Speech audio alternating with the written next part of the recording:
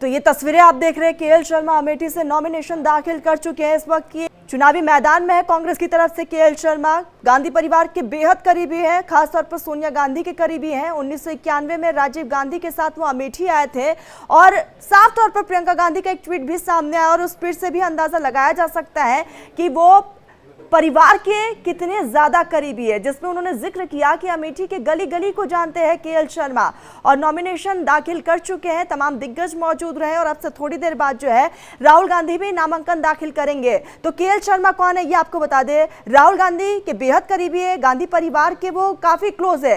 राजीव गांधी के वक्त राजीव गांधी 1991 के बाद से उनके साथ अमेठी वो आए हुए थे। बिहार कांग्रेस के प्रभारी भी रह चुके हैं और एआईसीसी और पंजाब कमेटी का भी हिस्सा रह चुके हैं केएल शर्मा। तो पंजाब के रहने वाले हैं और ये तस्वीरें हैं नॉमिनेशन दाखिल करते हुए।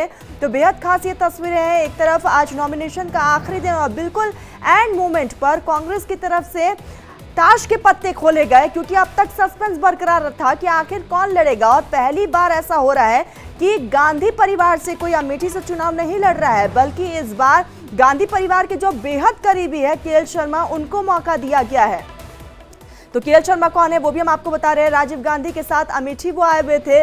राजीव गांधी की मौत के बाद अमेठी से सांसद रह चुके हैं। इसके साथ ही 1991 के बाद से केएल शर्मा अमेठी से सांसद रहे, यानी कि अमेठी को काफी करीब से जानते हैं। बिहार कांग्रेस के प्रभारी रह चुके हैं, एआईसीसी और पंजाब कमेटी का भी हिस्सा रह चुके हैं। और अमेठी में बीजेपी की तरफ से स्मृति ईरानी चुनावी मैदान में तीसरी बार बीजेपी की तरफ से उन्हें टिकट दिया गया है। 2014 में स्मृति ईरानी हार गई थी। 2019 में उन्होंने राहुल गांधी को हराया था 52,120 वोटों से और अब उनका मुकाबला कांग्रेस के प्रत्याशी केएल शर्मा से होगा।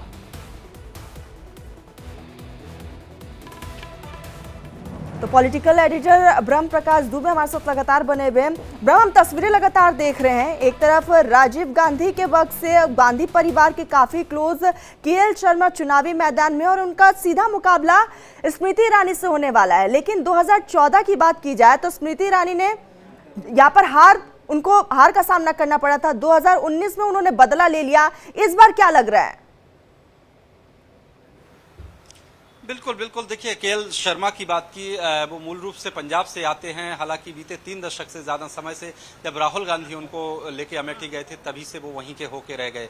जिस तरह से कमलनाथ को संजय गांधी छिंदवाड़ा ले गए थे और कमलनाथ ने उसके बाद छिंदवाड़ा में अपना बेस बना लिया और बीते 4 दशक की राजनीति छिंदवाड़ा से ही करते रहे। इसी तरह से देखिए केएल शर्मा एक उनके जमीनी कार्यकर्ता रहे हैं, मीडिया में ज़्यादा नहीं आते हैं, ज़्यादा नहीं बोलते हैं और पर्दे के पीछे से ज़्यादा काम करते हैं, संगठन के माने जाते हैं। और सबसे बड़ी बात यह कि गांधी परिवार के वफादार रहे हैं, चाहे स्थिति कैसी भी रही हो, हालात कैसे भी रहे हों। कई बार हमने यूपीए की सरकार के दौरान भी देखा और जब अब सरकार नहीं है कांग्रेस पार्टी की तब भी उनको देखा। 10 जनपद आते हैं, सीधे बात करते हैं और लोगों के काम करते हैं। तो ऐसा नहीं है कि अमेठी के लिए वो कोई नया चेहरा हो, वो वहाँ लोकल के बनकर हो गए हैं। लेकिन बड़ी बात यह है कि जो परसेप्शन अब बनेगा गांधी परिवार के खिलाफ, कांग्रेस पार्टी के खिलाफ, कि किस तरह से स्मृति ईरानी के डर से ये सीट राहुल गांधी छोड़ के पड़ोस की सीट पर भाग गए, रायबरेली पर। तो ये परसेप्शन की अब लड़ाई ज्यादा हो गई है, क्योंकि देखिए बीजेपी हमलावर हो गई है। प्रधानमंत्री नरेंद्र मोदी हर मंच से इसका जिक्र करेंगे